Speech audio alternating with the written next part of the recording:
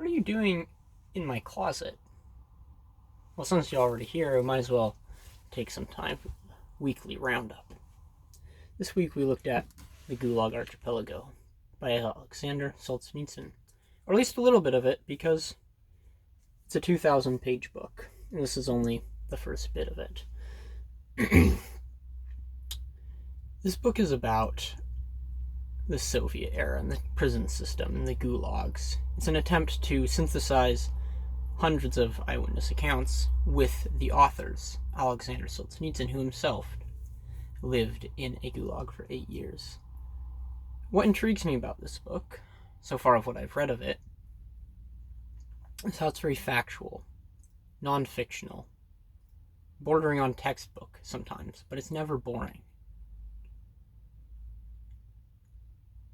And having read a few hundred pages of this now, I think I have an idea, at least, of some of the reasons why.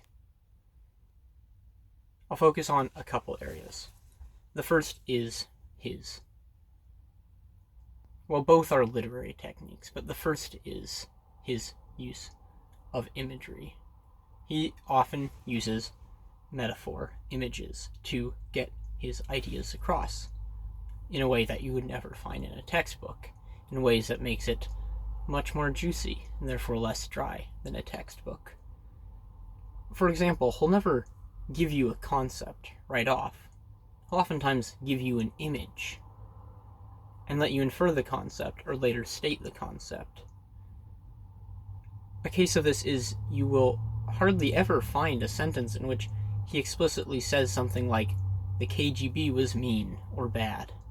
He just shows you the effects on people, on innocent citizens that they had. Never even has to make this judgment himself, as it is so obvious. Further, his use of image is even apparent in the title, the Gulag Archipelago, which represents his way of using an extended image throughout the book. An archipelago is a string of islands, and that is what he compares the string of prison camps to across the Soviet Union. He does this in several circumstances, such as comparing the prison system to a sewage system, and he creates these images and draws them out and keeps on referring back to them throughout the course of the book, so that these images are constantly present in your mind and constantly reaffirming this image of the world he gives you, and not just giving you a bland, literal image of the world, but giving you something, sometimes even a little bit nasty, such as in the case of the prison system being compared to a sewage system, in which he uses some great metaphors which will make you feel uncomfortable, but are hard to forget.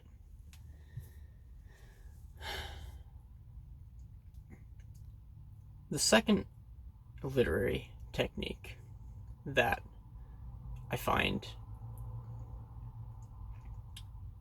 very effective in his writing is how he interjects his own personality into the narration. Even when he's listing off some events or people or laws, he'll put in little parenthetical comments, sometimes sassy, sometimes angry, sometimes satirical. And it's the same information, but you get his personality interjected into every little crack of the story. And that really makes it come to life. That really makes it juicy. It feels like there is an actual person, not just some objective narrator, talking to you about these events.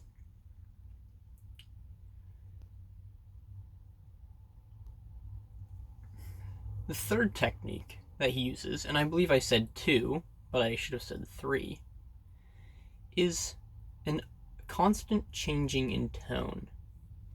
Now, it still puzzles me how he changes tone so much and yet keeps a cohesive feel. I do not know how to explain that. But what I can say is it keeps the book fresh with how much he changes his tone. Sometimes he does have that objective narrator, like he's writing a textbook, but the next paragraph, he's talking from his own perspective, in his own experience, and you feel his emotion. And then a few paragraphs later, he has a very literary, if not poetic, voice, creating this image, either to later expound on some information he'll give you, or in order to really give you a clear image of information he already has given you. And switching all over, you never grow tired, because one paragraph is never going to be like the one before it. It's always going from facts to reflection to a vivid reflection of his own personality, and so on. Now, there's a couple things that are less easy to point out directly in the book, but that I found myself thinking about while reading this book.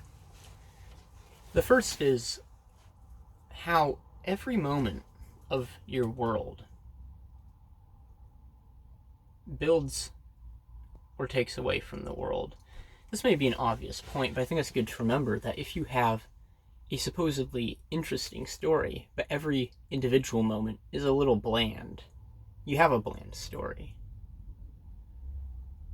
So what Solzhenitsyn does so well here is every single moment is filled with bizarre details that only he would know, or someone like him would know who actually lived in the Gulag. This both builds up his ethos, you trust him more, but it also makes the world believable. It makes it a little juicy, one might say, because that's just how an actual world is. There's a lot of bizarre, unintuitive details. And when every moment is full of those, then the whole thing comes to life.